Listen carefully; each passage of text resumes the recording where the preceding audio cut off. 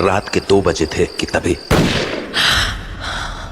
अभी श्रुति ने आंखें खोली ही थी कि हाँ, ये बालकनी का दरवाजा कौन खटखटा रहा है?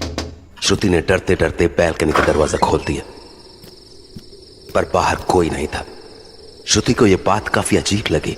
वो भी बालकनी से इधर उधर देख ही रही थी कि उसकी नजर नीचे खड़ी एसयूवी पर गई और न जाने क्यों वो उसे बस एक टक देखने लगी। और तभी हाँ? कौन है? पीछे कोई नहीं था और इससे पहले कि श्रुति कुछ समझ पाती, उसके फोन में किसी का मैसेज आया। हाँ? मैसेज उसके पति सिद्धार्थ का था। नीचे आओ, गाड़ी के अंदर। हाँ? ये क्या मजाक है? कौन हो तुम? जल्दी आओ, मैं तुम्हारा इंतजार कर रहा हूं। What nonsense?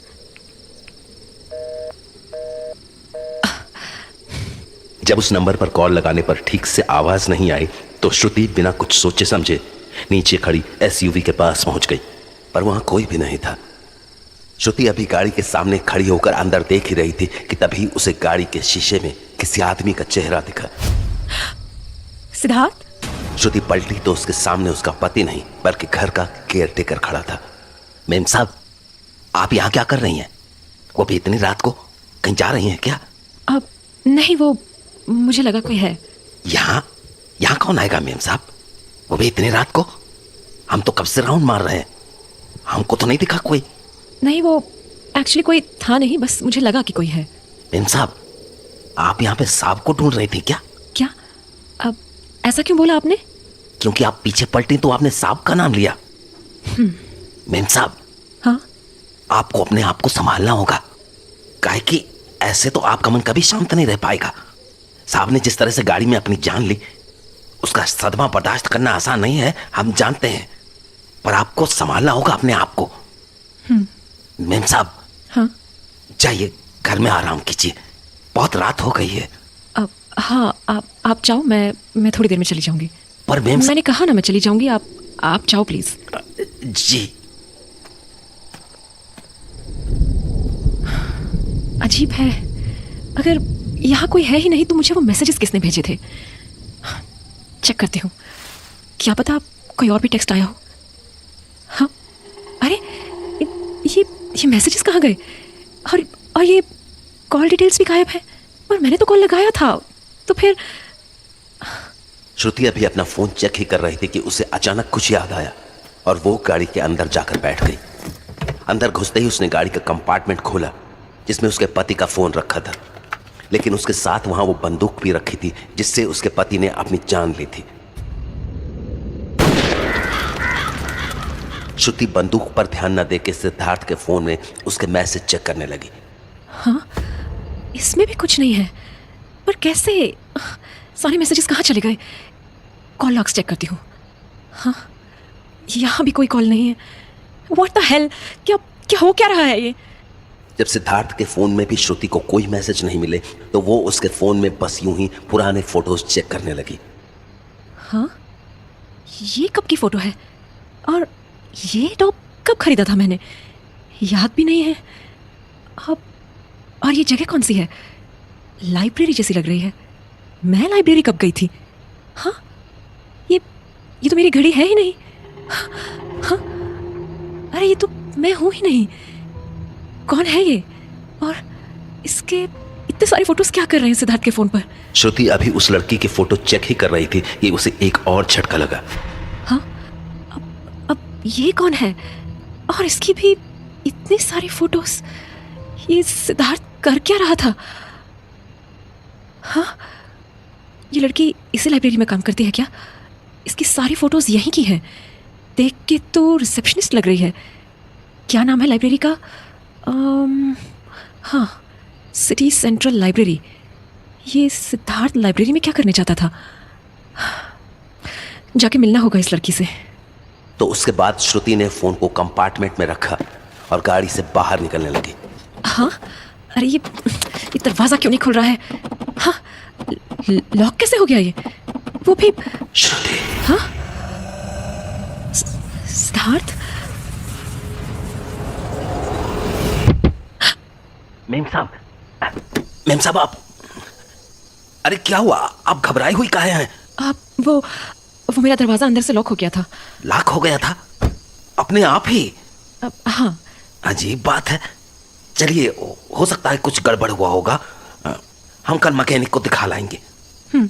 बहुत रात हो गया है मेम साहब, जाइए आराम कीजिए आप। कब तक ऐसे ही बाहर रहेंगे? तो उसके बाद श्रुति घर के अंदर लौट आई और अगली शाम को उस लड़की से मिलने सिटी सेंट्रल लाइब्रेरी पहुंच गई। हाय। Oh, hi. I'm sorry, but it's closing time now. अब मुझे बुक्स नहीं चाहिए, बस कुछ सवाल पूछने हैं तुमसे। सवाल? सिद्धार्थ शर्मा को जानती हो तुम?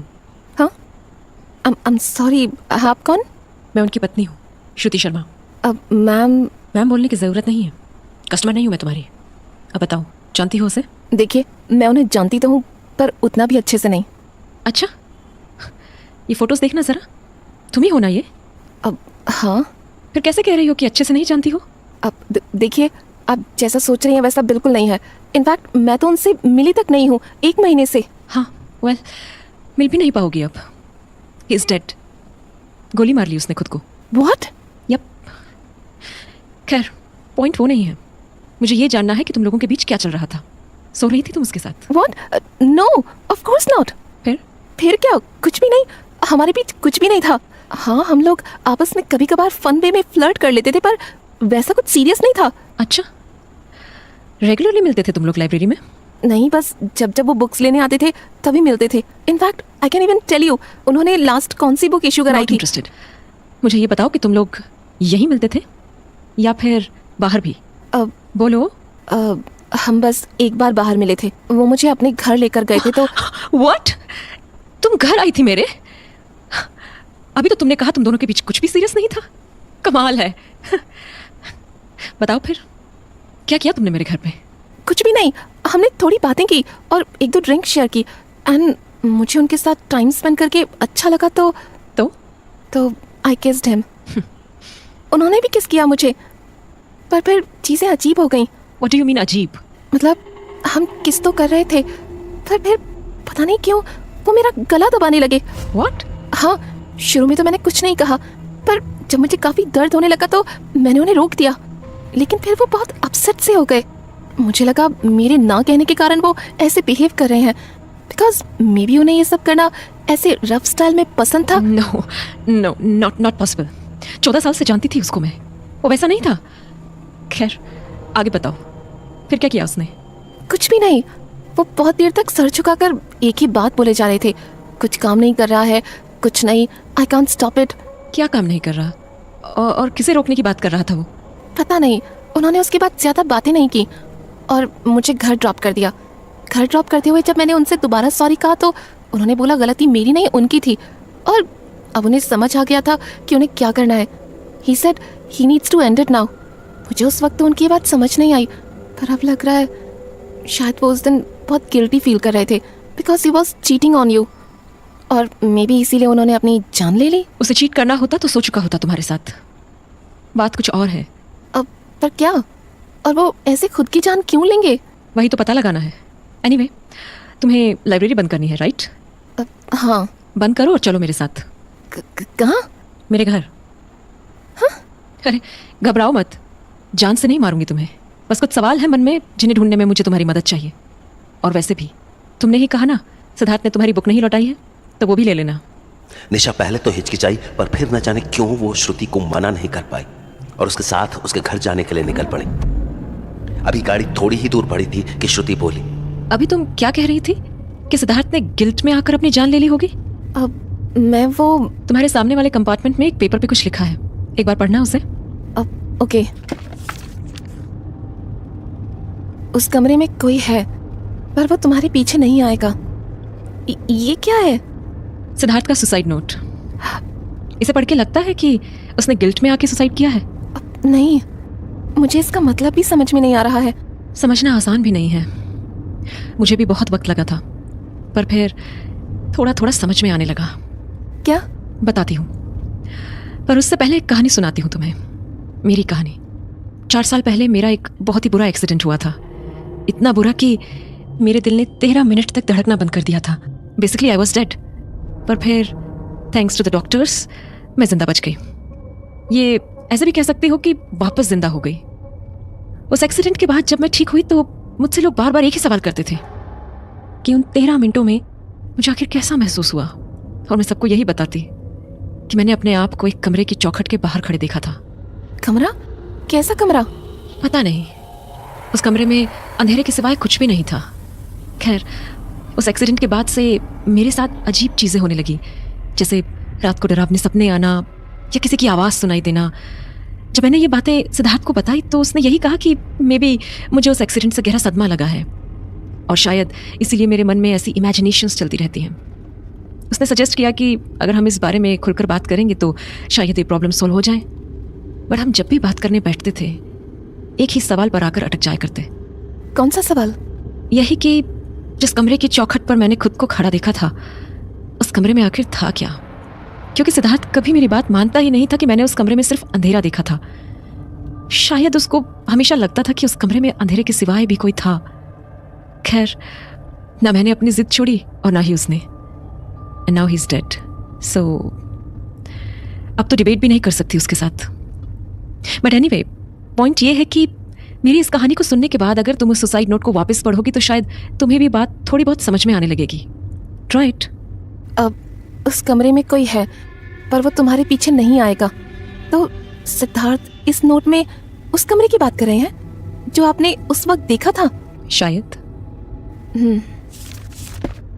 यू नो, मैंने ये बात आपको पहले नहीं बताई बिकॉज मुझे रेलेवेंट नहीं लगी, पर आपकी कहानी सुनने के बाद आई फील ये भी इन सभी से कनेक्ट हो सकता है। एक्चुअली जब तक मैं सिद्धार्थ से लाइब्रेरी में मिलती रही तब तक तो सब ठीक था, पर जब मैं उनसे आपके घर पे मिली उसके बाद से मुझे भी अजीब से सपने आने लगे। I don't know what it means but it was weird.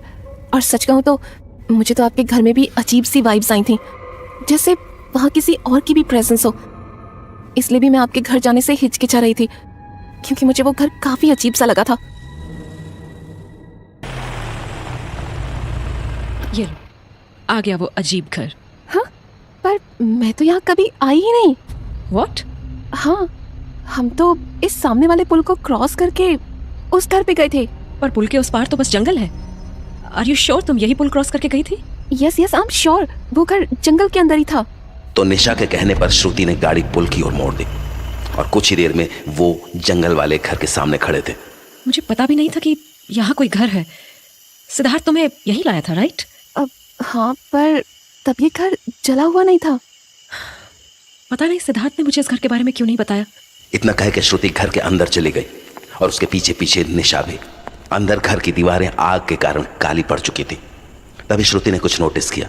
ये घर तो बहुत हद तक मेरे ही घर जैसा है। हाँ, और ये कमरे के बीचों बीच गुड़िया क्यों टंगी है? ये सिद्धार्थ यहाँ क्या कर रहा था? जब तुम यहाँ आई थी तभी ये गुड़िया यहीं टंगी थी क्या? मुझे ध्यान तो नहीं है, पर ये गुड़िया नॉर्मल तो बिल्कुल नहीं है। हाँ, वो तो मुझे भी दिख रहा है। नो, यू डोंट अंडरस्टैंड, ये कुछ और है। What do you mean? दरअसल मैंने ऐसी चीज़ों के बारे में पढ़ा है।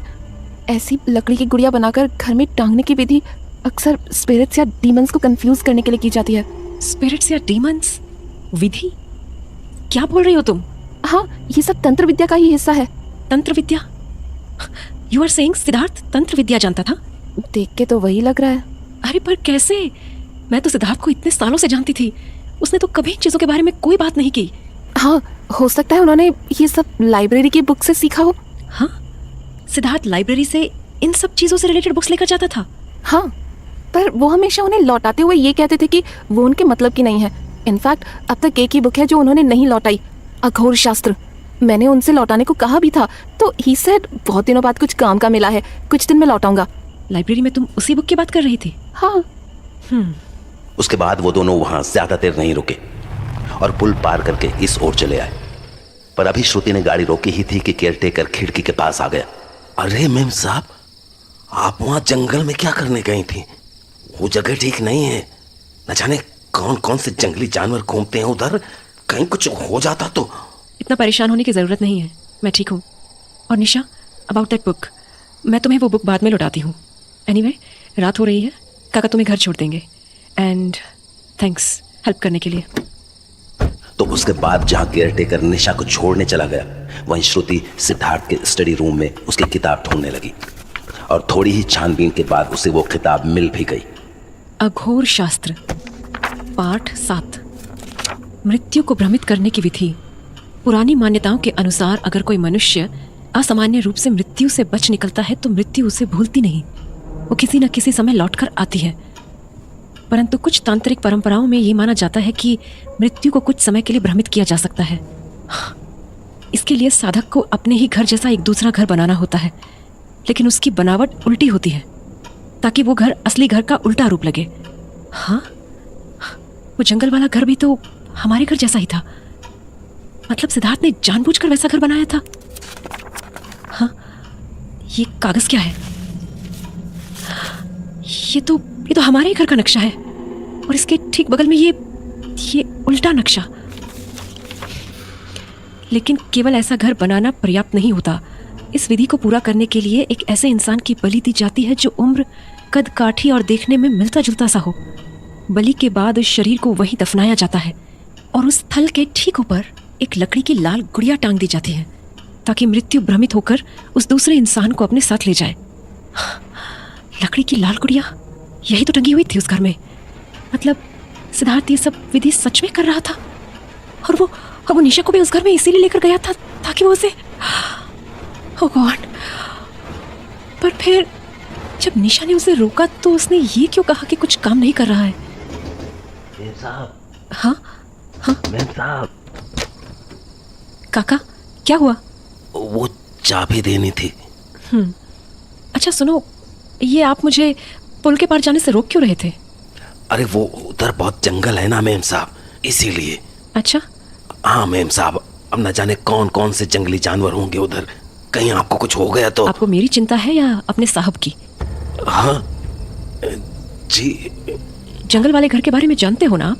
हाँ, घर कौन सा घर मेम साहब? काका, अब इस वफादारी का इनाम नहीं मिलना है आपको।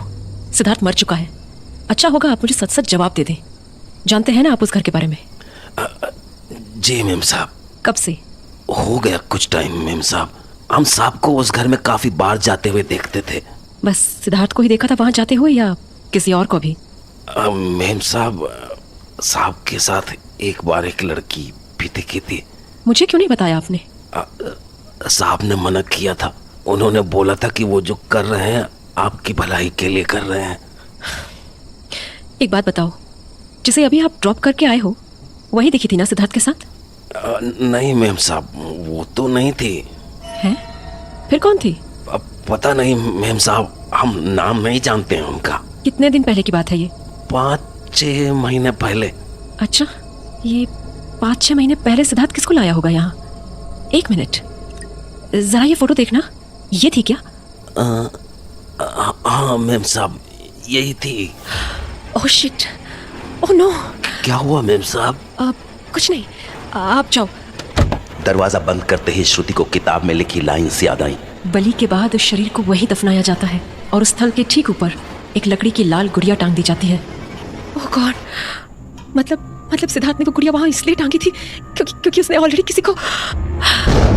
श्रुति सब कुछ समझ तो गई थी, पर फिर भी उसका मन ये मानने को तैयार नहीं था कि उसका पति सिद्धार्थ इस हद तक जा सकता था। इसलिए वो सीधी उस जंगल वाले घर में जा पहुंची। ये गुड़िया यहाँ लटकी हुई है, मतलब इसके नीचे। ये क्या है? ये तो किसी तहखाने का दरवाजा लगता है। श्रुति ने घबराते हुए दरवाजा खोला तो अंदर उसी लड़की की लाश सड़ रही थी जिसकी फोटो श्रुति ने सिद्धार्थ के फोन में देखी थी। इससे पहले कि श्रुति अपने आप को संभाल पाती, उसका फोन बज उठा। सिद्धार्थ? हेलो श्रुति। सिद्धार्थ, ये सब क्या कर दिया तुमने? मुझे बचाने के लिए तुमने इतना बड़ा कदम उठा लिया और फिर खुद की जान ले ली। क्यों सिद्धार्थ, क्यों? श्रुति, मैं तुम्हारे सारे सवालों का जवाब दूंगा, पर उसके लिए तुम्हें मेरे पास आना होगा। तुम्हारे पास आना होगा? कैसे? तुम अभी अपनी गाड़ी में आओ। गाड़ी? सिद्धार्थ, हेलो। उसके बाद श्रुति ने आव देखा न ताव और वो भागी भागी अपनी गाड़ी में जाकर बैठ गई। सिद्धार्थ, मैं आ गई। कहाँ हो तुम? हाँ, ये गाड़ी कैसे ऑन हो गई? श्रुति, सिद्धार्थ, सिद्धार्थ, अब तो बताओ, आखिर क्यों मार डाला तुमने खुद को? हाँ, एक तरफ तुमने मुझे बचाने के लिए इतना कुछ किया और दूसरी तरफ अपनी ही जान दे दी। क्यों सिद्धार्थ, क्यों मार डाला तुमने खुद को? थक गया था। थक गए थे? क्यों? तुम्हें बचाते बचाते थक गया था। पर किससे बचा रहे थे तुम मुझे? उसी से जो उस डार्क रूम में बैठा था। कौन है वहां पे? पता नहीं कौन है, पर वो तुम्हें मारना चाहता है। क्या? वो मुझे क्यों मारना चाहता है? क्योंकि 4 साल पहले तुम उसके चौखट से उल्टे पांव लौट आई थी। What? क्या मतलब? याद है वो 13 मिनट जब तुम्हें वो डार्क रूम दिखा था? हाँ, उस रोज तुमने अपनी मौत को ही धोखा दिया था। तो इसलिए वो मेरे पीछे पड़ा है और इसलिए तुम मुझे बचाने की कोशिशें कर रहे थे। हाँ। अरे पर इससे तुम्हारी मौत का क्या लेना देना सिद्धार्थ? मौत आनी थी तो मुझे आ ही जाती। तुमने अपनी जान क्यों दे दी? क्या तुम्हारी मौत के बाद वो मेरे पीछे नहीं आएगा? आएगा, पर तुम्हारी मौत के बाद नहीं आएगा। ये सब तुम्हारी मौत के बाद ही खत्म होगा Shruti. Oh my God, I can't believe, बस मेरी वजह से 2 लोगों की जानें चली गई। इससे अच्छा तो मैं उसी दिन मर गई होती। इनफैक्ट मुझे पता है अब मुझे क्या करना है। मेरी वजह से अब किसी और की जान नहीं जाएगी। मैं खुद को ही खत्म कर लूंगी। इतना कहते ही श्रुति ने कंपार्टमेंट से बंदूक निकाली और अपने सर पर तान ली। श्रुति आंखें बंद किए खुद को तैयार ही कर रही थी कि उस कमरे में कोई है, पर वो तुम्हारे पीछे नहीं आएगा। उस कमरे में कोई है, पर वो तुम्हारे पीछे नहीं आएगा। पर सिद्धार्थ ने तो लिखा था कि उस कमरे में जो भी है वो मेरे पीछे नहीं आएगा। फिर तुमने ऐसा क्यों कहा कि ये सब बस मेरी मौत से खत्म होगा? नहीं, तुम सिद्धार्थ नहीं हो। तुम सिद्धार्थ नहीं हो सकते। सिद्धार्थ मुझे कभी मरने के लिए मजबूर नहीं करेगा। उल्टा वो मुझे बचाना चाहता था। तुम सिद्धार्थ बिल्कुल नहीं हो सकते। कौन हो तुम? बोलो, कौन हो तुम? वही जिसके बारे में सिद्धार्थ ने तुम्हें अपने सुसाइड नोट में बताया था, पर उसका अंदाजा गलत था कि मैं तुम्हारे पीछे नहीं आऊंगा। आखिर हर इंसान की आखिरी मंजिल मौत ही होती है श्रुति। पर कुछ लोग ये बात जानने के बाद भी मौत को धोखा देने की कोशिश करते हैं और उसका अंजाम मासूम लोगों को भुगतना पड़ता है। अपने पति सिद्धार्थ को ही ले लो। तुम्हें बचाने के लिए उसने क्या नहीं किया। उल्टा घर बनाया, उस लड़की की बलि दी, यहां तक कि अपनी जान भी दे दी, इस उम्मीद में कि उसकी जान लेने के बाद मैं तुम्हारा पीछा छोड़ दूंगा। पर क्या कोई फायदा हुआ? नहीं ना। देखो, तुम आज फिर उसी चौखट पर आकर खड़ी हो गई हो। यही मौका है श्रुति अपनी गलती सुधारने का। वो गलती जो तुमने 4 साल पहले की थी, अपनी मौत को ठुकरा कर जीने की गलती। अगर तुम उस रोज मौत से दूर नहीं गई होती तो आज तुम्हारा पति जिंदा होता। सोचो श्रुति, सोचो, क्या तुम्हें नहीं लगता कि अपनी गलती की सजा बस तुम्हें भुगतनी चाहिए थी? आखिर कब तक तुम अपनी मौत से भागती फिरोगी? कब तक? आज नहीं तो कल मौत तो आनी ही है। तो क्यों ना खुद को आज ही अपने आने वाले दुखों से मुक्त कर दो। क्यों ना आज ही मौत को अपनी किस्मत मान लो। अपने आप को खत्म कर दो। खत्म कर दो अपने आप को। खत्म कर दो। खत्म कर दो। नहीं, मौत भले ही इंसान की आखिरी मंजिल होती होगी, लेकिन वो किसी की किस्मत नहीं हो सकती। आज सिद्धार्थ जिंदा नहीं है तो ये उसकी किस्मत नहीं थी, बल्कि उसका डिसीजन था जो उसने मुझे बचाने के लिए लिया। जिस तरह सावित्री यम से अपने पति की जिंदगी के लिए लड़ गई थी, वैसे ही सिद्धार्थ भी मुझे बचाने के लिए तुमसे लड़ता रहा। उसने तो मेरी जान बचाने के लिए अपनी जिंदगी तक खत्म कर दी। उसके एफर्ट्स को मैं बर्बाद नहीं होने दूंगी, हारने नहीं दूंगी उसे। मैं जीऊंगी, तब तक जीऊंगी जब तक जीना लिखा होगा, लेकिन गिल्ट में रहकर अपनी जिंदगी को खुद से खत्म नहीं करूंगी। श्रुति के इतना कहते ही वो कमरा धुएं में कहीं गायब सा हो गया। उसने आंखें खोली तो वो कार में अपने हाथों में बंदूक लिए बैठी थी और उसकी खिड़की पर केयरटेकर जोर जोर से हाथ मारे जा रहा था। श्रुति ने उस बंदूक को कंपार्टमेंट में रखा और वहां से सुसाइड नोट निकालकर गाड़ी से बाहर निकल गई। मेम साहब, क्या कर रही थी आप ठीक तो हैं? काका आप फिक्र मत करो, अब मैं बिल्कुल ठीक हूँ।